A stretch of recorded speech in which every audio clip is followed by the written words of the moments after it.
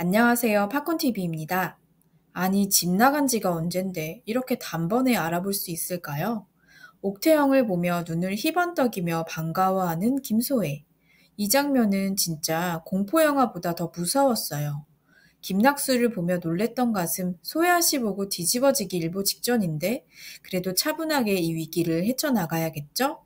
13화 예고에 앞서서 지난 내용을 짧게 살펴보고 갈게요. 진환화는 달달함과 위기가 공존했던 에피소드였어요. 처음엔 천승희와 옥태영이 어색한 가짜 부부로 시작했는데 추노꾼들과 마주친 그날 밤 옥태영의 고백으로 두 사람의 관계가 완전히 달라졌어요. 천승희는 성윤겸의 이름으로 과거 시험에 장원급제하여 별감이 되었고 차미령의 상상 임신이 밝혀진 성도겸 부부는 홍문관 별감으로 한양에 발령받아 떠나게 되었어요. 하지만 청수연엔 큰 위기가 찾아왔죠. 만수삼 사기 사건으로 마을이 혼란에 빠진 데다 새로운 현감으로 옥태영의 옛 주인인 김낙수가 부임했어요. 여기에 김소혜까지 등장하면서 옥태영의 정체가 위험에 처하게 됐네요. 자, 13화에서는 두 가지 큰 사건이 펼쳐질 것 같습니다. 첫 번째는 김소혜의 등장이에요. 김소혜를 마주한 옥태영의 심장이 멎을 듯 했지만 그녀는 차분하게 상황을 정리할 거예요. 아마도 이렇게 대응하지 않을까요? 전 옥태영이라 합니다. 성씨 가문의 며느리입니다. 당당하면서도 예의 바른 말투, 한치의 흔들림도 없는 눈빛으로 맞서는 옥태영. 오히려 김소혜를 당황스럽게 만들 것 같아요. 더구나 옥태영은 이제 외지부의 역할도 완벽하게 해내고 있잖아요. 그동안 쌓아온 신뢰와 품위 있는 행실로 보나 누가 봐도 양반가의 며느리로 손색 없는 모습이죠. 이런 모습은 김소혜의 확신을 잠시 흔들어 놓을 수 있을 것 같아요. 이렇게 첫 위기는 넘길 수 있겠지만 김소혜의 집요한 추격은 멈추지 않을 것 같습니다. 옥태영을 향한 의심을 거두지 못한 김소혜는 양반가를 쑤시고 다니기 시작했어요. 현감이 된 아버지를 등에 업고 청수연 곳곳에 태영은 자신의 집에서 도망친 노비라는 소문을 퍼뜨리고 다녔죠. 급기야 자모당 회장 김씨 부인에게 찾아가 옥태영의 정체를 밝히려 했지만 이미 옥태영과 깊은 친분이 있는 김씨 부인은 이 사실을 옥태영에게 전해줬어요. 늦은 밤 김씨 부인은 옥태영을 만나 걱정스러운 마음을 내비쳤죠. 이 대화를 보면 김씨 부인은 이미 옥태영의 존재를 알고 있는 것 같습니다. 하지만 그녀에게는 옥태영이 구덕이라는 사실보다 그동안 외집으로서 보여준 능력과 인품이 더 중요했던 거겠죠. 청수연 사람들도 마찬가지일 거예요. 그녀가 보여준 지혜와 따뜻한 마음씨를 아는 사람들은 그녀가 노비 출신이라는 건 상상조차 못할 테니까요. 그런데 옥태영과 천승희는 김소혜의 위험만 걱정하고 있을 순 없었어요. 청수연은 지금 만수삼 사기 사건으로 큰 혼란에 빠져 있으니까요.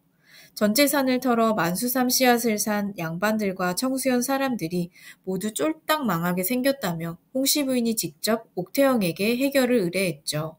옥태영은 외집으로서 사건들을 조사하고 천승희는 별감으로서 치밀한 계획을 세웠어요. 호랑이를 잡으려면 호랑이 굴로 들어가야 한다며 만석이를 고리대금 업자로 위장시켜 돈 냄새를 풍기기 시작했죠.